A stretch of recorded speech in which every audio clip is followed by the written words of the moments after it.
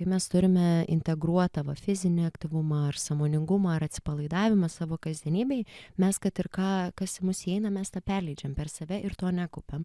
Jeigu mes tiesiog sėdim, užsisukę į savo mintis į darbą, ar toks įkritimas tiesiog yra, tai kaupiasi ir tada po visos dienos noris tiesiog atsigulti, atsijungt, paskrolint, ten pažiūrėti kokį filmą, ar ten nieko neveikti, tiesiog gulėti ir žiūrėti vieną tašką.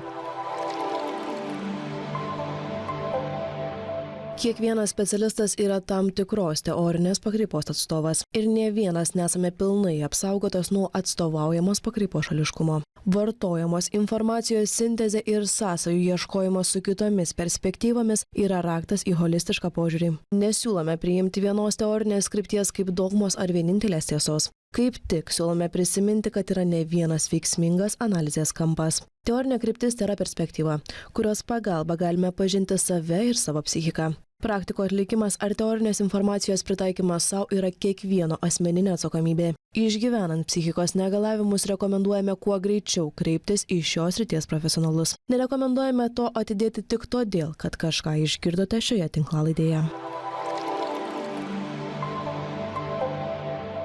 Labas, tu jums sveikinasi organizacija Jau dabar. Aš vardu Dominyka, o šiandien studijoje turime sveikatos psichologę Jurgitą Garšinskaitę. Sveika, Dominyka, sveiki žiūrovai. Labas, Jurgita, pasilgai mūsų? Labai. Jurgita pas mus jau ne pirmą kartą, kaip ir minėjau, praeitose tinklalaidėse Jurgita taip pat su manim mokosi IBMT, tai Integruotos kūno ir judesio terapijos institute. Kaip tau mokslai, Jurgita, nepavargai? Labai traukia, labai smagu, daug atrandu, tai tikrai taip, tyrinėju, tripinu neblogai per mokymų sesijas ir tiek per pertraukas, tai labai patinka. O tau kaip? Nu, visai neblogai, smagu, kad mes ten dviesi, žinai. Aha, tai tikrai taip. Visai kitas vaibas. O šiandien su Jurgita nusprendėm pakalbėti apie tai, kaip suderinti darbą su sveikata, tiek fizinė, tiek psichologinė. Ir nors galbūt daugiausiai koncentruosimės į sėdimą darbą, taip pat sakėm, kad padiskutuosim apie sunkų kūrybinį, protinį darbą bei fizinį. Ir aptarsime įvairias nuovargio formas, perdegimą ir apskritai, kaip mus paveikia mūsų darbas ir kaip atstatyti save į balansą. Kiek žinau, Jurgita, tu visai nemažai susipažinus su ta tema, galbūt norėtum šiek tiek pasidalinti, kiek tu ją tyrinėjusi, nes atsimenu, aš tau padėjau ten šiek tiek net maketuoti tokią mažą knygelę, tai gal gali papasakoti šiek tiek. Taip, tai mano šiaip tie tyrinėjimai pradėjo, kai iš tokio aktyvaus darbo pakeičiau į sėdimą darbą savo darbinę situaciją ir pradėjau stebėti pokyčius. Kūnės, savijautoj, visai kitaip. Ir tada kaip tik sukrito, kad laimėjau tokį vieną projektą, kurį rašiau ir po to ten komandą subūrėm tam projektui gyvendinti ir jis buvo kaip tik orientuotas į sėdimą darbą dirbančiųjų asmenų sveikatą, savijautą ir programos kūrimą, kaip galim mes padėti žmonėms save išaktyvinti, rasti tą balansą, kad tiesiog išvengtų įvairių sveikatos sunkumų. Tai ten 2 metus darėm, tyrinėjom, kūrėm ir tada galutinis rezultatas ir buvo tas leidinys, kurį tu man padėjai truputį irgi iš maketavimo pusės sužiūrėti. Tai irgi už tai esu dėkinga, tai va tokia pagrindinė patirtis. Iš tikrųjų, skamba labai daug 2 metai tyrinėjimo ir turbūt dar ne iki galo viską nesiaiškinai. Oi, per 2 metus, kad ir ką tyrinėtume, neįmanoma ištyrinėti. Tai taip, tai dabar kitose formose ieškau, nes vis tiek to sėdimo darbo pas mane kažkiek mažiau, bet yra vis tiek, tai ieškau labiau tos integracijos. Ir tada matysiu, kas sukris, nes kiti projektai truputį kitas temas, kitos darbo veiklos irgi yra su tuo susijusios, bet ne taip tiesiogiai, tai žiūrėsiu, bet tema tikrai dominanti. Sveikata ir darbas. Nes darbe mes praleidžiam vis tiek 2/3 savo gyvenimo laiko gal. Labai daug. Tai yra labai svarbu, kaip mes tame būnam, kokia aplinka mūsų supa. Tai noris jos tokios palaikančios ir efektyvios. Tai gal tada šiek tiek pakalbam apie tą jau fizinę pusę, ne? Apie tą sėdimą darbą, po to tą psichologinę visus klodus tos atidarysim. Tai kaip tik mes, kai rašėmės, parašė apie dabartinę sėdėjimo kultūrą. Ir man patiko ta tavo mintis, kad mes jau nuo mažens realiai tam esam pratinami. Gal gali šiek tiek daugiau apie tai papasakot? Tai, iš tikro, nes kai, va taip prisimintume gal visi ir savo vaikystę, tai daug labai buvo tokio, spėju, tyrinėjimo, ieškojimo, lakstymo, judrumo. Ir tada ateina mokykla ir ką mum daro? Mes turime atsisėsti, mes turime tylėti, mes turime išmokti vietoj to, kad mąstytume. Ir iš esmės, jeigu atsistosi neatsiklausęs mokytojo, tai bus labai negerai. Tai mus labai kažkaip nuo mažens gan įsodina į va tą sėdėjimą ir tada natūralu, kad tai pradeda tapti norma. Tampa jau keista judėti. Dauguma, jeigu neturi kažkokio fizinio aktyvumo būrelių, tai nebelabai tą kažkaip ir benori daryti. Plius kūno kultūra, kokia yra mokyklai, tai irgi. Tai tiesiog labai tų veiksnių daug. O tada dauguma nueina į darbą, jeigu dar ofisinis darbas, tai dar labiau palaikoma ta sėdėjimo kultūra.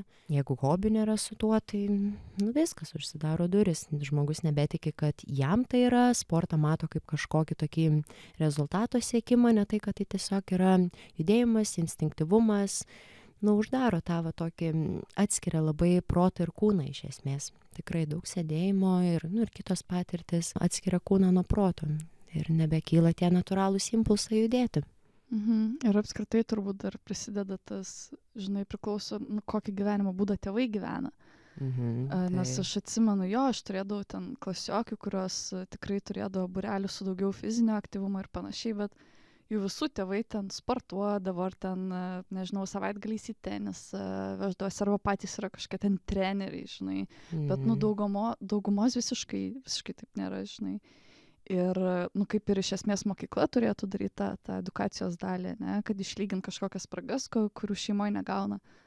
Bet, kūno kultūros pamokas pas mus tai tikrai būdo ne kažką. Ir dabar iš esmės darbe visiškai nėra kažkokio to fizinio aktyvumo, ypač jeigu kalbam apie ofisinius darbus, ne, tai Max turbūt ką daro ofisuose, tai duoda membershipą į džimą, dovanų. Galbūt prie to noriu tavęs ir paklausti, kuom yra blogai, sėdėti, daryti tą sėdimą darbą visą dieną ir tada nueiti į džimą. Tai iš esmės, aišku, tai nėra taip blogai, negu iš vis nenueiti kažkokią fizinio aktyvumą turėti, ar tai džimas būtų, ar tiesiog pasivaikščiojimas, ar kažkokia individuali veikla namuose, ar namų ruoša, vis tiek tai yra neblogai, bet jeigu mes ilgą laiką praleidžiam sėdėdami, mūsų visas kūnas iš esmės jis yra tam tikram sąstingy ir vienoj pozicijoje. Tai paveikia įvairias mūsų kūno sistemas. Labiausiai vis tiek per širdies kraujagyslių sistemą, tada per mūsų virškinimą, per kaulų raumenų sistemą, čia irgi labai daug tokių tyrimų yra, plus nuo ilgo sėdėjimo, nes mes ne tik sėdim, yra dar ir emociniai patyrimai tame darbe. Tai kai emocijos su sėdimo pozicija susijungia, prie ko mes prieinam, kad ta įtampa labai susikaupia kūne. Dažniausios įtampos vietos vis tiek yra labiau kaklas, trapecija, apatinė nugaros dalis. Viena yra įtampa, kita jau gali pereiti iki skausmo ir iš esmės nuo tų sunkumų įvairiom kryptim tada gali atsirasti. Tiek dėl sėdėjimo pačio, tiek dėl streso patyrimo sėdint. Ir kadangi jis neišsijuda, su juo nėra sudėlinama, išbūnama, išdirbama, visa tai susikaupia ir į kažką jį turi manifestuotis ir manifestuojasi ligas ir sutrikimus. Ir tada pagalvoja žmogus, visą dieną sėdėjau, tai aš dabar nubėgsiu 10 kilometrų. Kas būna? Tai visai gera perkrova, bet iš esmės efektyviau yra daryti pertraukas, yra efektyviau būti dinaminiam sėdėjime. Pavyzdžiui, ten pasėdim pusvalandį, tada pusvalandį atsistoja, padirbam, tada pusvalandį gal ant kažkokio kamulio pasėdim, tada gal atsigulę kažką paskaitom, jeigu galim atsitraukti nuo kompiuterio, tada galbūt tenais dalyvaujam susitikime ir jame tuo pačiu dar judam ir mankštinamės. Ar su kamera, ar be kameros, ypač jeigu ten be kameros, kaip būna dalyvauja, arba tarkim, aš visai kas skatinu savo studentus, kai irgi jiem tam paskaitą skaitau, jeigu nuotoliu, kad jie judėtų tame, jeigu jie turi galimybę, tai kodėlgi ne, taigi vis tiek dauguma be kamerų sėdi, net ir auditorijoje, kad jeigu nori, galima keisti sėdimą poziciją, galima atsistoti. Man labai patinka su viena iš mano darbo vadovių. Mes visai, jeigu susitinkam, tai ir apsitarėm, sėdim, stovim, tada būna, kad kažkuri pradeda tampytis, ta kita ir mes tiesiog šnekamės, taip abi tampydavomės. Tai labai kažkaip taip, smagu. bet irgi prieinam, kiek tai yra normalu, o kiek tai yra nenormalu ir keista. Jo, yra tas dalykas, žinai, ir dar pradžiai atliepsiu, žinai, apskritai tą judėjimo naudą kūrybiniam, žinai, pačiam procesui. Turbūt tau ir kalbėti yra žymiai lengviau, kai tu judi ir sugalvoti naujas mintis ir visai kitoks flow, negu kad tu, žinai, tiesiog sėdi visiškai įsitempus ir nejudi. Ir tiesiog tas kūrybinis procesas blokuojasi dėl to viso sąstingio, žinai, fiziologinio, apie kurį tu kalbėjai. Ir nu, vat, būtent ir vaikai, kai kalbėjom, žinai, mokyklai sėdi ir jiems ten negalima įdėti, mokti ar galiu įti tualetą, nu, iki tokio lygio, žinai. Tai ir jų kūrybinis procesas yra uždaromas, žinai, į dėžutę. Taip, ir dažnai neatsižvelgiama į intelekto rūšį. Nu, pavyzdžiui, jeigu po žmogų yra kinestetinis intelektas dominuojantis per judesį, informacija irgi įsavinama arba kyla informacija, tai čia labai uždaromas tada visas procesas žmogaus. Tai tikrai, grįžtant dar prie to sėdimo darbo, tai šalia to svarbu tiek dinaminis sėdėjimas, tiek ir daryti pertraukas. Jeigu sėdim, negalim pakeisti tos pozicijos, tai tiesiog atsitraukti bent kas valandą, 5 minutėm, prasitampyti, prasivaikščioti, padaryti kažkokių kvėpavimo pratimų. Aišku, aš labiausiai už laisvą sujudesį, nes ta tiesiog kūnas duoda impulsus, ko mes norim, bet jeigu dar nėra to sąmoningumo, mes dar tik formuojam tuos įgūdžius, tai tikrai yra daug įvairių ir programų, ir YouTube'ai galima daug kas susirasti, tokių tiesiog trumpų pratimų, ką mes galim daryti, ypač orientuojant į sėdimą darbą, į nugarą, sveiką stuburą, nes, kiek ir stuburui gali poveikio turėti, o ten taigi visa nervų sistema, su visom kitom kūno sistemom sujungta, tai, labai užtrumpina. Ir, aišku, pavyzdžiui, mane tai žiauriai domina tas judėjimas, žinai, tos trumpos mankštelės arba tas, pavyzdžiui, aš kai dirbu iš namų, tai aš įvairiausiam pozom sėdžiu ir būna ir ant žemės atsirandu ir susikeliu kojas ant fotelio ir, visko būna, žinai, ir mankštelę padarau ir pajudu, bet ofise tai to visiškai, žinai, nepadarys. Ypač jeigu atviras ofisas neturi savo kabineto. Va būtent. Nes atsimenu, kai Anglijai dirbau ofise kelis mėnesius, tai mes turėjom ant lentos tokią mankštelę, žinai, surašytą, ką ten pirmą ten kaklą padarai, tada antrą ten pečius, žinai, žodžiu, tokia 5 minučių mankštelė, kurią ten rekomenduoja padaryti. Tai man ten buvo tikrai labai nuobodu dirbti, aš ten nelabai turėjau ką veikti iš vis, žinai. Tai aš tas mankšteles, žinai, ragindavau savo kolegės daryti, tai mes jas darydom, žinai, bet, pavyzdžiui, dabar, kur dirbu ofise, tai absoliučiai neįsivaizduoju, to, žinai, jis yra labai atviras ir tiesiog, atrodo, nežinau, iš kurio galo reiktų, žinai, integruoti visą tą dalyką, nes, čia toks kaip ir sisteminė problema iš esmės. Ir nėra tos kultūros ofisuose. Didžiausia kultūra prasidėjimo yra, žinai, kai nueina parūkyti kas valandą. Ir, tada tas klausimas, gal iš esmės tas nuėjimas parūkyti ir yra biški net geriau negu tiesiog sėdėjimas, žinai, 3 valandas non-stop prie kompo, kas yra geriau, žinai. Tiesa. Visai, kad toks yra klausimas apskritai su visais sveikatos įpročiais.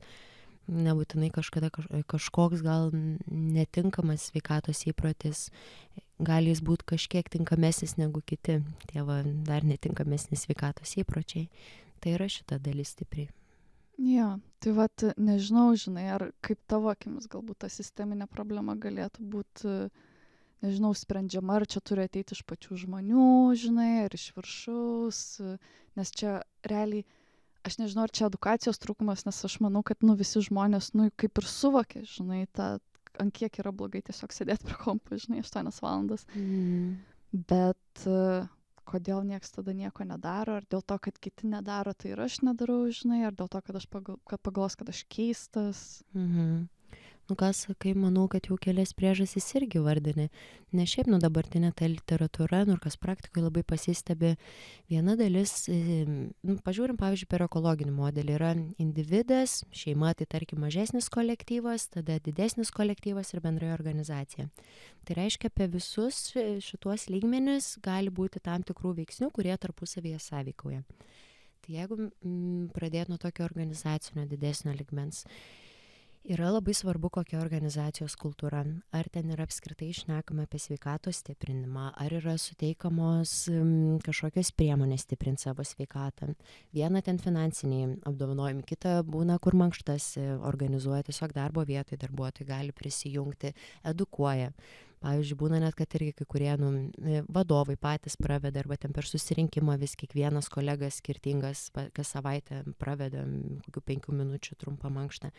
Tai jeigu mes esam tokioje organizacijoje, tai tada ir tam individuo lygmenį mes prisitaikom prie socialinės normos. Yra normalu daryti taip, tai aš irgi taip darau, nebūtinai turiu motyvaciją tam daryti. Ir tada priešingai, jeigu dažniau vis tiek individai tos motyvacijos neturi fiziniam aktyvumui. Ir mes, atrodo, vėl grįžtam prie to suformavimo, kiek mes aplinkoje matėm, tarkim, savo šeimoje, kaip mes mokykloje tai matėm, į kokį darbą nuėjom. Dažnai, tas fizinis aktyvumas labai suvokiamas tiesiog kaip rezultato siekimas. Ir kai žmonės pradeda, labai orientuojasi į išvaizdą savo, ką kiti pagalvos, kažkokį lyginimąsi su kitais. Ir tai yra tiek išorinė motyvacija, tiek neigiamas kūno vaizdinys. Labai svarbu žiūrėti per save, priimti save, lyginti su savimi ir kreipti dėmesį į savo funkcionalumo ir savijautos pokytį. Tarkim, pasėdėjau 2 valandas, prasėjau, prasitampiau, kaip jaučiuosi. O, geriau, galva šviesesnė. Atsilaisvino įtampa kažkur nugaroj. Tai yra esmė. Ne tai, kad, nenumečiau dar to kilogramą, kurį norėjau numesti. Tai kažkaip trumpai dabar duodu atreaguoti ir tada natūraliai nueisim toliau šitą temą. Taip, tai aš visiškai tau pritariu. Iš tikro, apie kas man kilo, žinai, kai kalbėjai, tai aš pradėjau galvoti apie tai, kaip svarbu yra skirtingas, žinai, tas fizinis aktyvumas. Tiek tas pasivaikščiojimas, galbūt aš renkuosi toliau mašiną pasistatyti ir kad ir 5 minutėm daugiau paeiti iki to darbo. Čia vis tiek atrodo, čia yra niekas, bet vis tiek kūnas juda, kraujas teka, žinai, deguonies smegenys daugiau gauna. Ir nuo tokio mažo dalyko, žinai, kiek svarbus, žinai, yra tas tampymasis, jėgos pratimai, kad ir kas, žinai, žmogui patinka. Nebūtina tiesiog būti, žinai, kad, darau ten, nežinau, tik nueinu į džimą ir kilnoju svarmenis ir daugiau nieko, žinai, ir toliau dirbu sėdimą darbą. Tiesiog gal daugiau make sense, žinai, atrasti tos mažus gabaliukus, žinai, dienos eigoj, kaip tas nuėjimas iki mašinos arba 3 trumpos mankštos tarp mytų darbe, jeigu dirbi iš namų, žinai, tokie dalykai gal tikrai makes more sense, negu kad dar po to visą dieną gal, oi, man čia vakare reikia nueiti tą džimą, o aš ir taip pervargęs, tada jau toks kaip ir savęs žalojimas, jeigu tu pervargęs ir tada dar stumi save daugiau daryti, papildomai daugiau veiksmų, kas irgi doesn't make sense ir nėra labai gerai psichologiniai sveikatai. Būtent, ir ką sakai, tokie 2 kampai kažkaip. Pirmas, atrodo, tada mes kaupiam ir nepraleidžiam pro save. Kai mes turime integruotą fizinį aktyvumą ar sąmoningumą ar atsipalaidavimą savo kasdienybėj, mes kad ir kas į mus įeina, mes tą perleidžiam per save ir to nekaupiam. Jeigu mes tiesiog sėdim, užsisukę į savo mintis į darbą ir toks įkritimas tiesiog yra, tai kaupiasi ir tada po visos dienos noris tiesiog atsigulti, atsijungti, paskrolint, ten pažiūrėti kokį filmą, ar ten nieko neveikti, tiesiog gulėti ir žiūrėti vieną tašką. Nes tiesiog yra perkrūta sistema ir yra per daug. Daugumai tada ir nesinori ten gilintis save, nei ten žiūrėti, analizuoti ar dar kažką. Kita, ką sakai, irgi apie tai labai gražiai nuomonės tampa su Pasaulinės sveikatos organizacijos irgi rekomendacijom. Bendrai daugumo darbingo amžiaus žmonių nuo 18 iki 64 amžiaus metų yra rekomenduojama bent 300 minučių vidutinio fizinio aktyvumo per savaitę. Prieš metus pusantrų buvo dar tik 150, dabar jau tyrimai pagrindė ir parodė, kad reikia daugiau. Ir kas yra rekomenduojama skirtingose kategorijose, truputį yra skirtumas, bet turi būti įvairių sveikatai svarbių fizinio ypatybių lavinimas. Negalime tik tai kažko vieno, dabar tik tai ištvermę lavinu arba tik balansą, nes nėra balanso tame. Ir tikrai efektyviau, ką irgi tas mokslas rodo, kad turėti tiesiog trumpas pertraukas, reikia ir to ilgalaikio, kad, nes vis tiek mūsų širdies dažnis, kad pakistų, neužteks 5 minučių dažniausiai kažkokio fizinio aktyvumo, kad mūsų sistema įeitų į tą tokį sužadinimą jau. Bet, to labai skirtingo fizinio aktyvumo, skirtingų formų ir kai mes tą turim kasdienybėje, yra žymiai lengviau susirinkti tas minutės. ir jos ateina natūraliai, mes jau labiau galbūt pastebim savo kūno pojūčius. Va tą patį ir parodė ir mūsų programa, kurią mes ten kūrėm, kad iš esmės dalyviai po to turėjo didesnį kūno sąmoningumą, o jeigu turi kūno sąmoningumą, yra lengviau pastebėti, kur čia man įtampa, kur čia man nemalonu, atitinkamai pagal tai ir darau kažkokią veiklą. Tarkim, jeigu man pikta, tikėtina, eisiu į boksą ir išdaužysiu viską. Jeigu man ten įtampa, galbūt aš ten išsitempsiu ir kvepuosiu. Tiesiog priklausomai nuo to, ar galim pasirinkti. Mhm. Jo, iš tikrųjų, nu realiai, jeigu padalini tos 300, nėra čia taip žiauriai, žinai, Ne. nėra daug. Bet dar jeigu į įskaičiuoji, vakarą, tik taip, jeigu sudėti tik į vakarą, tai tada baisu. Bet jeigu įskaičiuoji, žinai, tą nuėjimą į darbą, žinai, parėjimą kokį, žinai, Taip. ilgesnį, ne minutės iki mašinos, taip. tai visai kita situacija su ta integracija ir gaunasi. Būtent.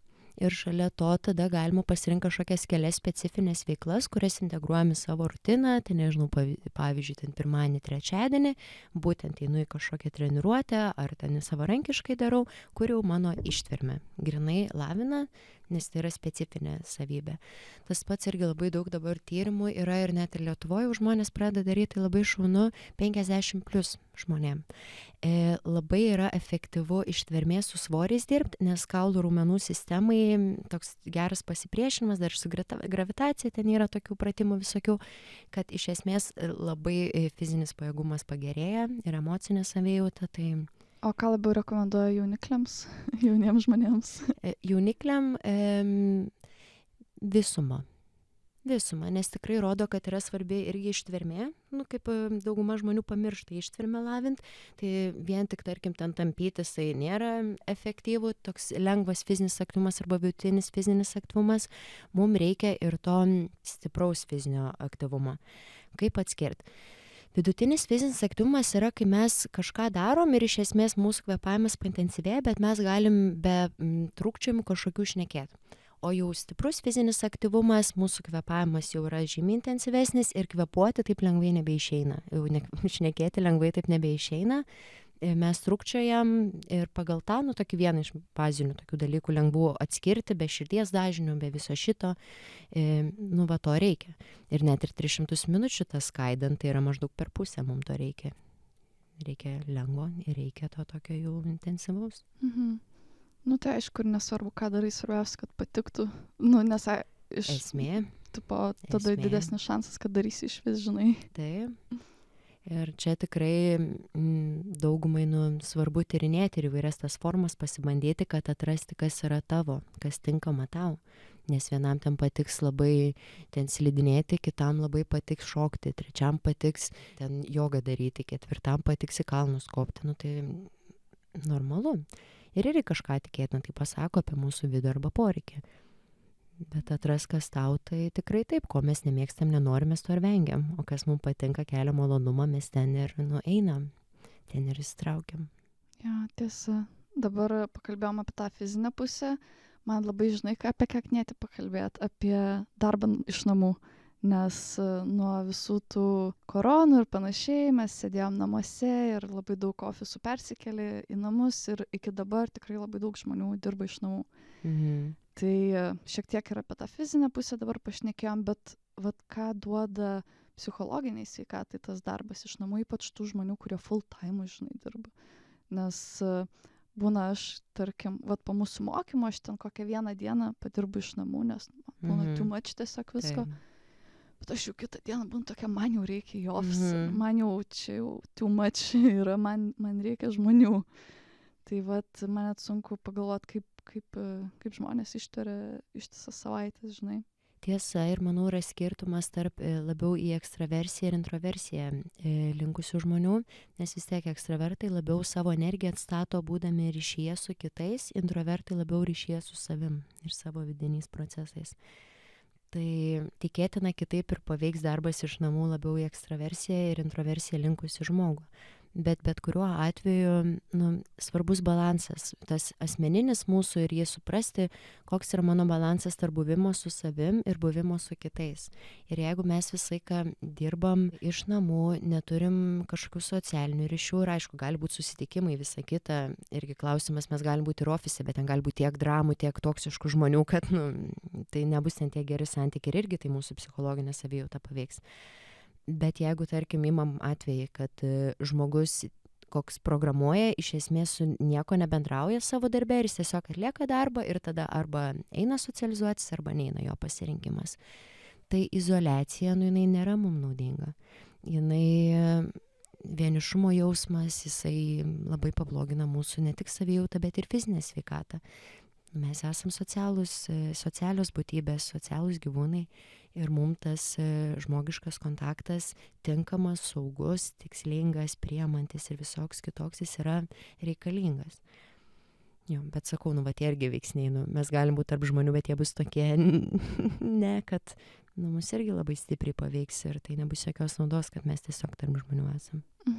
Tai aišku, visada yra tas toks dedamasis, bet iš tikro, o ką pavyzdžiui daryti, jeigu iš tikro darbe yra toksiška aplinka ir yra tokia situacija, kad žmogus tiesiog negali, išeiti iš darbo, kaip laikyti, pavyzdžiui, tas vidinės ribas kažkokias. Yra tas turbūt variantas, jo, nebendrauti, tiesiog ateiti, dirbti savo darbą, bet čia gaunas irgi tokia kaip izoliacija. Lyg dirbčiau iš namų, bet dirbu iš darbo, kuriam man nepatinka būti dėl žmonių, bet čia dar blogesnė izoliacija gaunasi, nes būti vienišam tarp žmonių, bent jau man, tai čia tikrai žymiai blogiau negu būti vienam. Vienišam, žinai.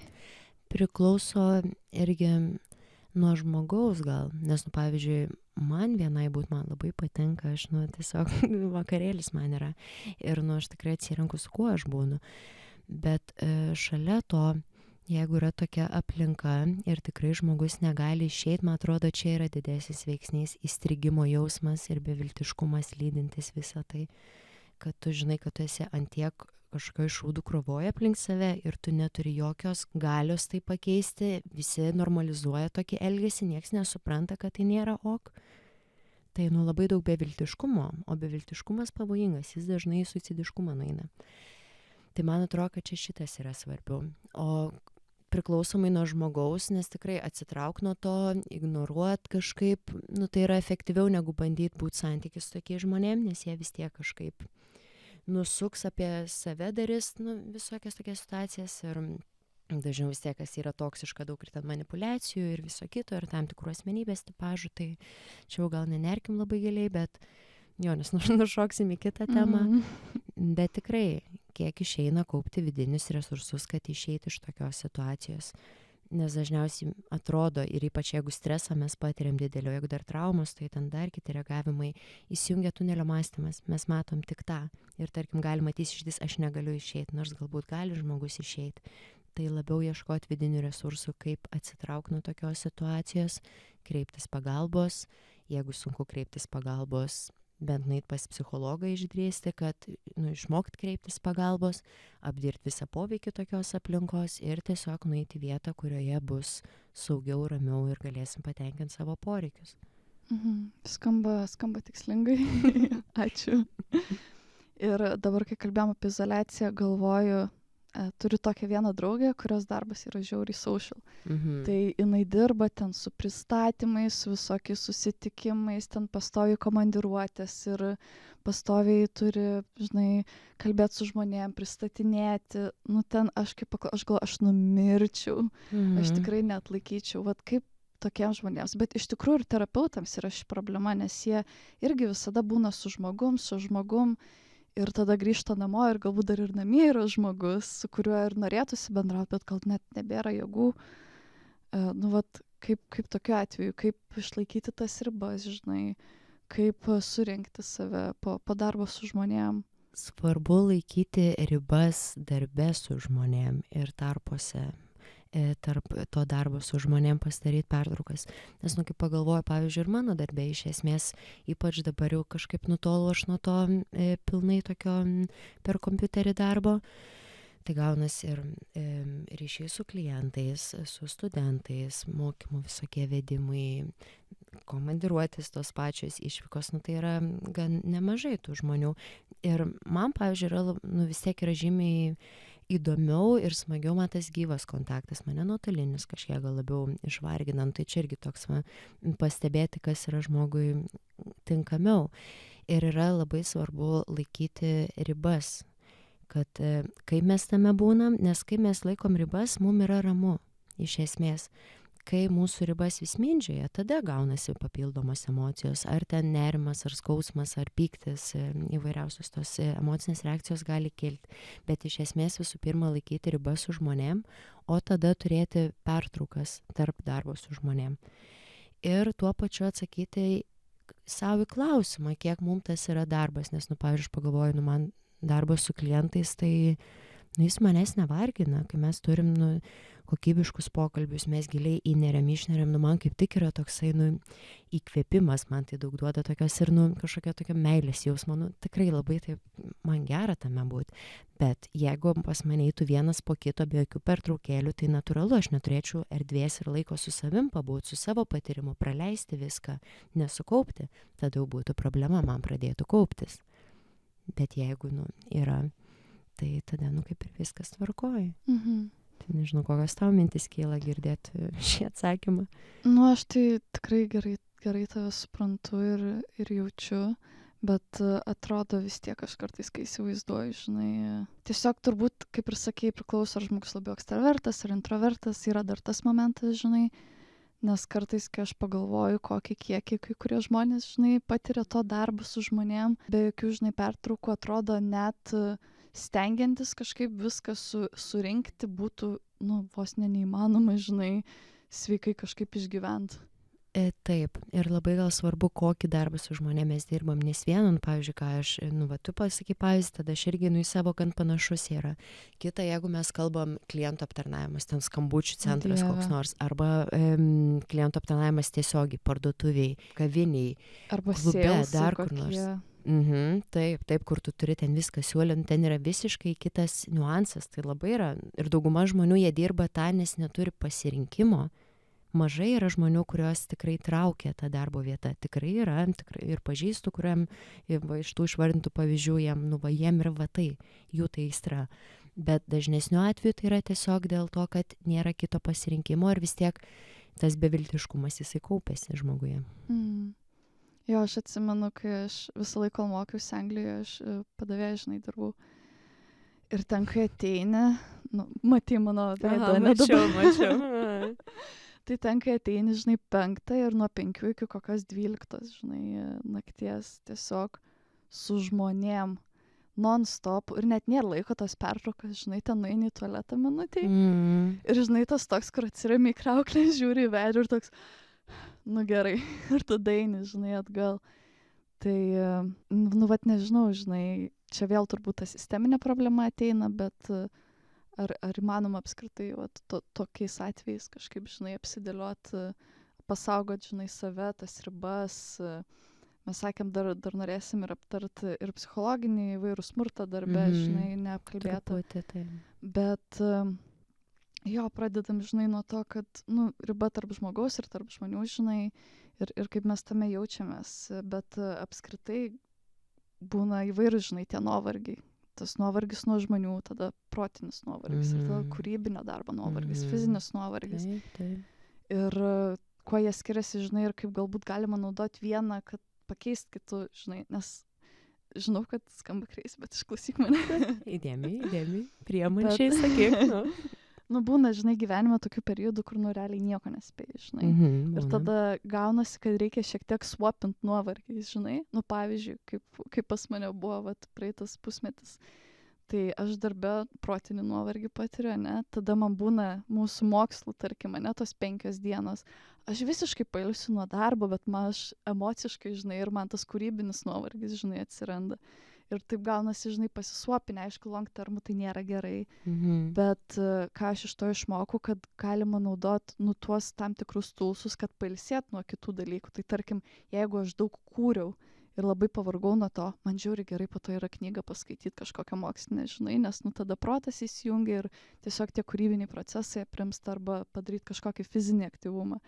Ir tos veiklos iš to kito, žinai, burbulo padeda pailsėti. Nežinau, ar supranti, ką aš bandau pasakyti. Taip. Nu, labai retas reiškinys, kad, žinai, nesuprastume viena kitos, bet kas galbūt svarbu, nes irgi tokie du skirtingi truputį aspektai, bet pirmas apie nuovargį. Yra skirtingos jos formos, kaip ir sakai. Ir mes galime nuovargį naudoti arba paviršinius resursus, arba giluminius.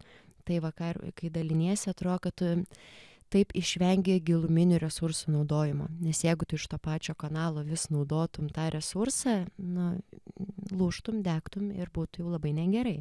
Bet tu atsitrauki gerai. Kūryba jaučiu, kad man jau yra per daug, aš einu gal fiziškai save taip truputį iškrausiu. Psichologiškai per daug kažkaip trūksta, tai galbūt užimsiu save psichologiškai. Tai truputį su šituo skamba. Bet tuo pačiu, kiek tai nuovargis, kiek tai mus atstato.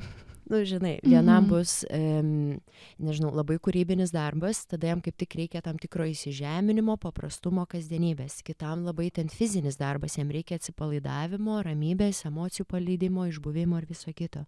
Trečiam ten labai sėdimas darbas, jam reikia fizinio aktyvumo. Kitam protinis darbas, jam reikia tokio atsitraukimo ir tiesiog kūrybinės veiklos.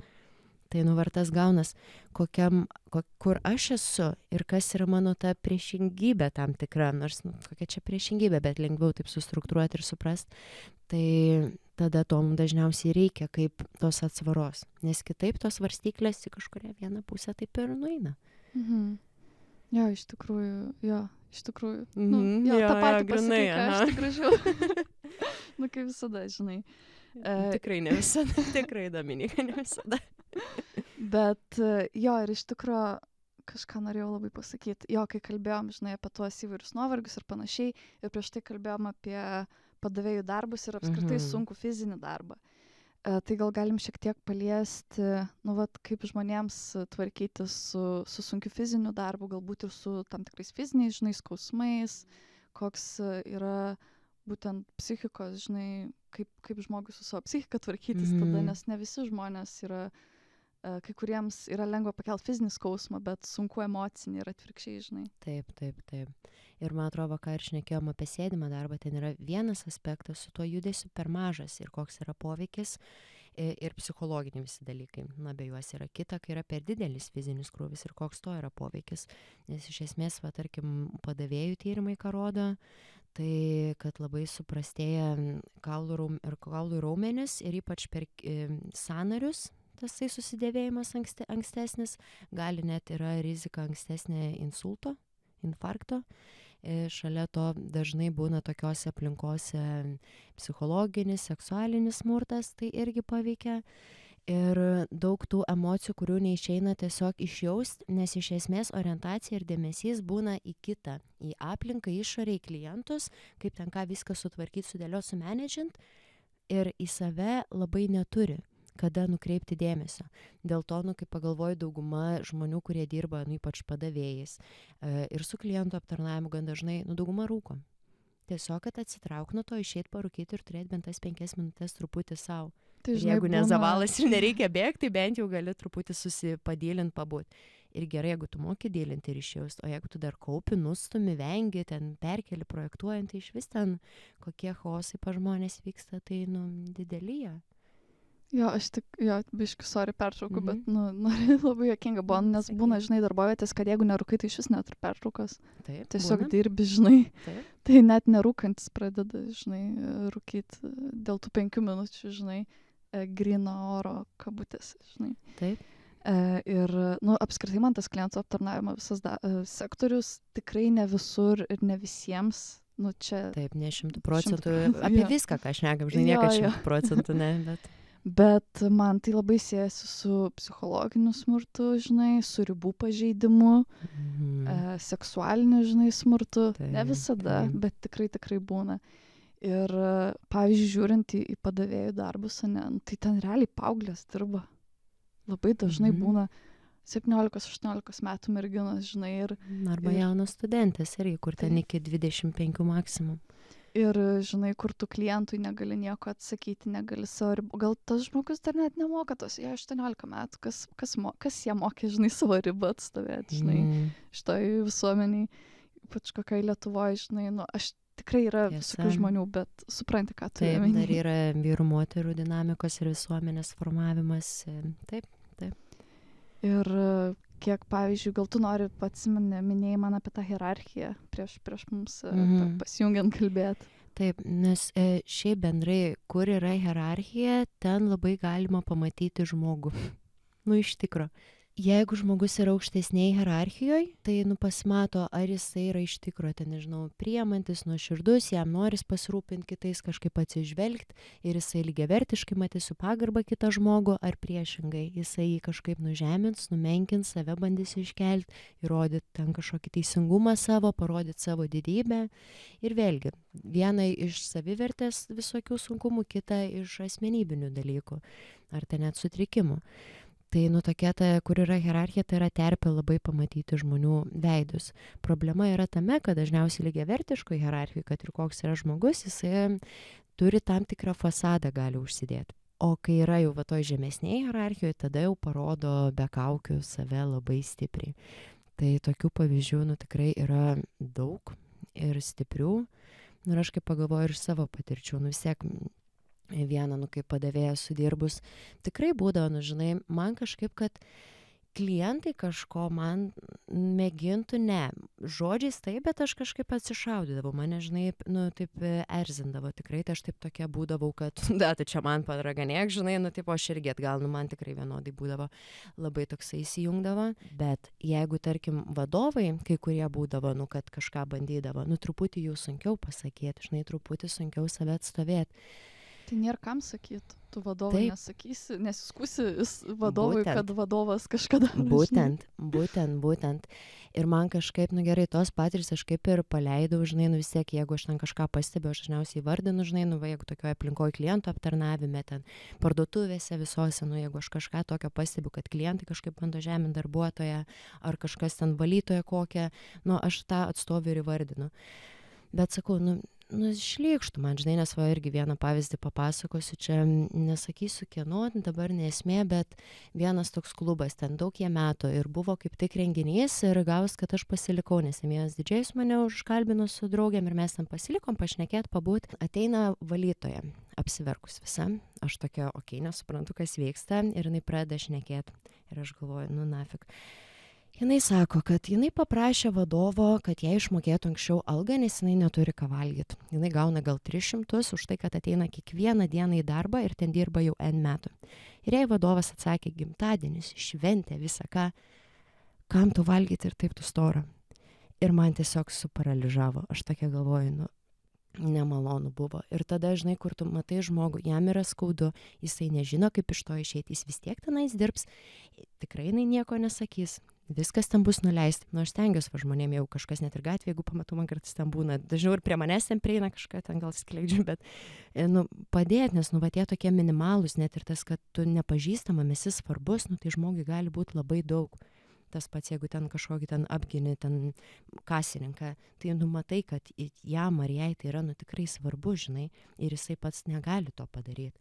Tuo metu neturi gal resursų, bijo, plus smurto, jeigu yra toj smurtinėje aplinkoje žmogus nuolatos ir tai yra normalizuojama, tai kaip jos smegenis paveikia, yra visi ten Stokholmo sindromai ir taip toliau, ten šakės, kokie kiti mechanizmai įsijungia ir yra normalu, kad žmogus bijo atsistoti, yra normalu, kad žmogus bijo sakyti, tai yra normalu, nes tai yra smurto poveikis. Tokia jau. Ne, žinok, tikrai labai kažkaip palėtė, ką dalinaisi. Ir pilna tokių situacijų, žinai, čia tikrai nėra vienetinė, mes galim norėti tikėti, kad čia vienetinė situacija, bet būtume deliūžinal. Jo, manau, didesnis šansas, kad tai vyksta dažnai ir stipriai ir daug kur, žinai. Ir aš tikiu ir noriu tikėti, kad, žinai, ta jaunesnioji karta turi daugiau parako, žinai, savyje atsikirsti ir pasakyti ir atstovėti kažkokią ribą.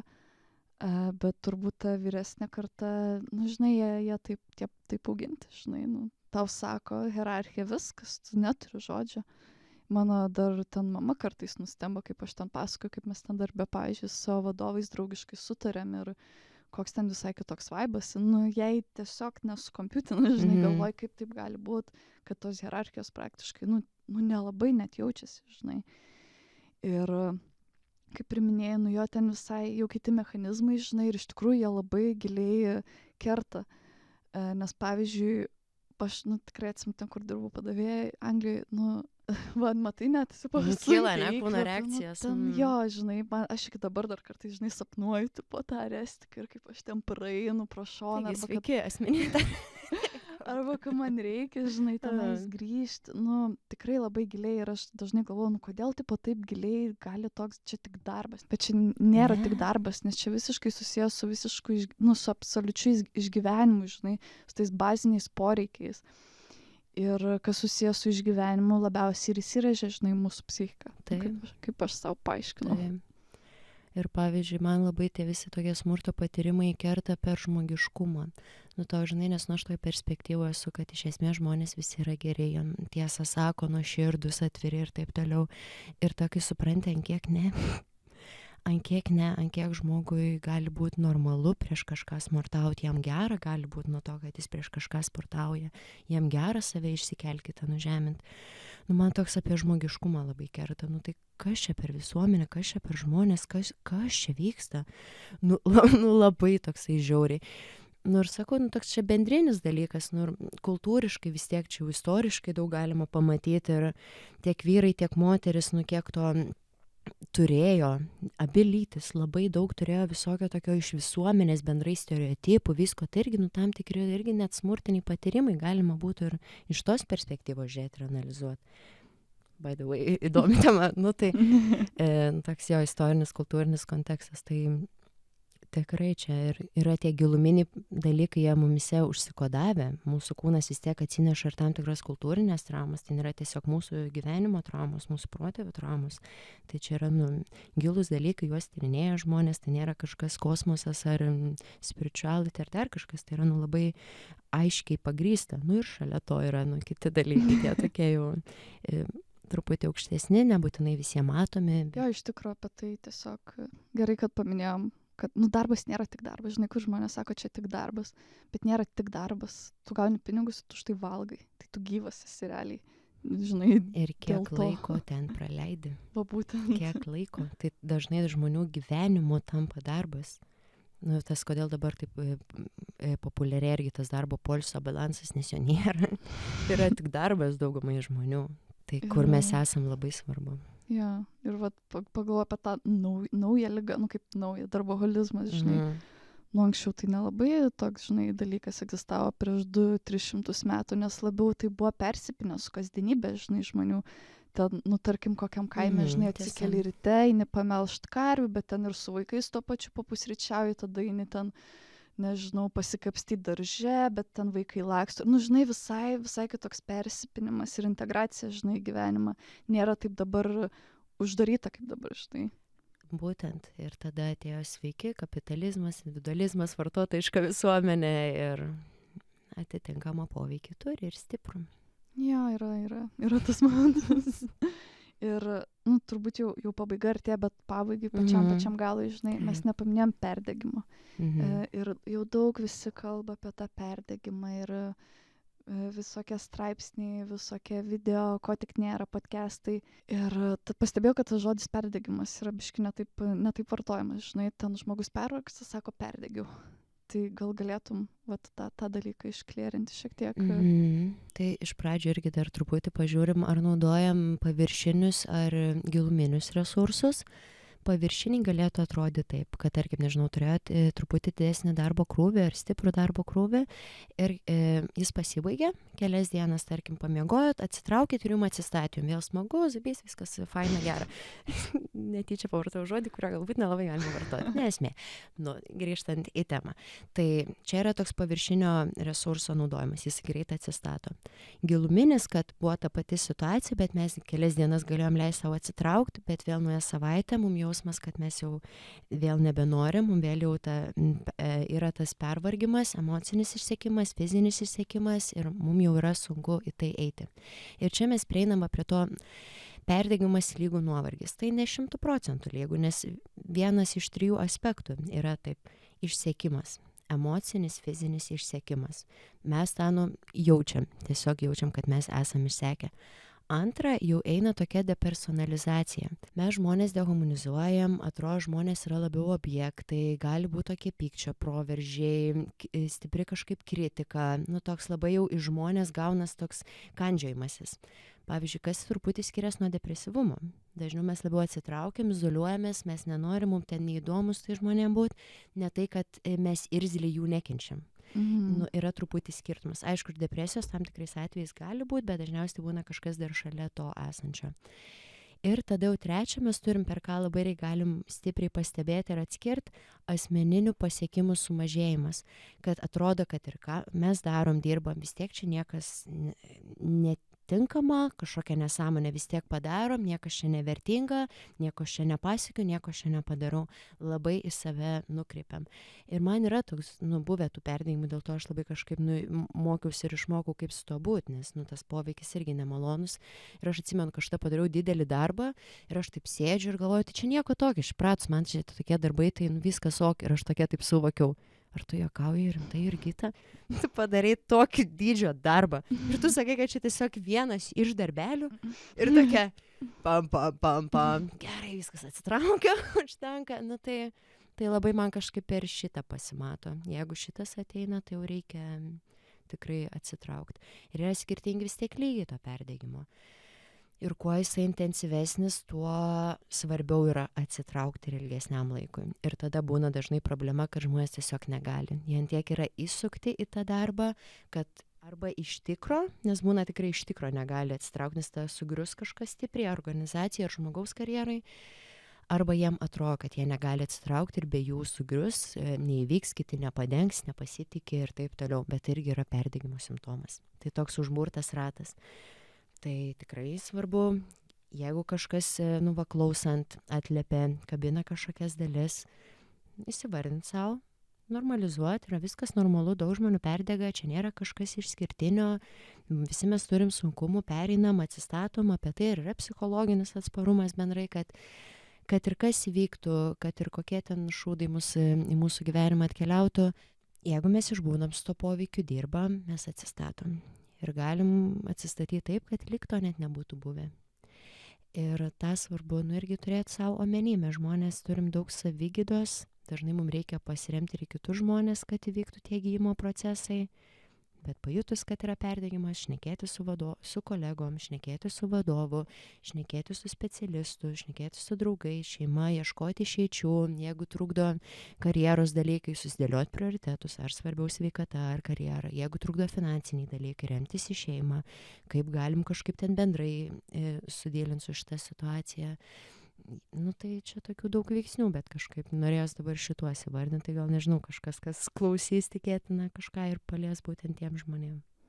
Ačiū, pasakai grinai, ką norėjau, kad pasakytum. Super. Susinchronizavom. Tai manau, lyg ir viską visai neblogai aptarėm. Čia jau toks kaip ir palinkėjimas buvo, bet jei nori, gali dar porą žodžių tarti, ar kažkokį palinkėjimą, ar dar kažkokią gal mintis plaukio neišsakytą prieš galą. Su tuo darbu dažnai žmonės būna ne ten, kurie norėtų būti. Ir tai irgi yra šalia didelis sunkumas. Tai aš kažkaip gal noriu palinkėti, kad pavyks atrasti tai, kas jūs iš tikro traukia, dėl ko jūs degat, kas jums kelia malonumą, įkvepia, įtraukia, taip labai nuoširdžiai. Ir kad tai bus toksai jūsų širdžiai mielas darbas. Ir šalia to, kad jeigu yra kažkokių vidinių veiksnių, kurie apsunkina būvį apskritai gyvenime, tai išsispręsit ir galų gale atrasit savo tą vidinį balansą. Tiek santykį su savim, tiek santykėje su aplinka, tiek santykėje su darbu, tiek santykėje su viskuo kitu. Tai gal to kažkaip palinkėčiau šį kartą. Labai gražiai. Ačiū tau, Jurgita, eilinį kartą, kad atvykai pas mus. Ne paskutinis, tikrai tikiuosi ir manau. Ačiū, Dominika, kad pakvietei, tikrai malonu visada pašnekėti, pabūti kartu, tai ačiū už tai. Ačiū tau ir taip pat klausytojams ačiū už dėmesį. Nepamirškite sekti mūsų Facebook, Instagram bei TikTok platformose. Jeigu norite mus paremti, tai padaryti galite Contribui platformoje. Dar kartą ačiū ir iki kito karto. Iki.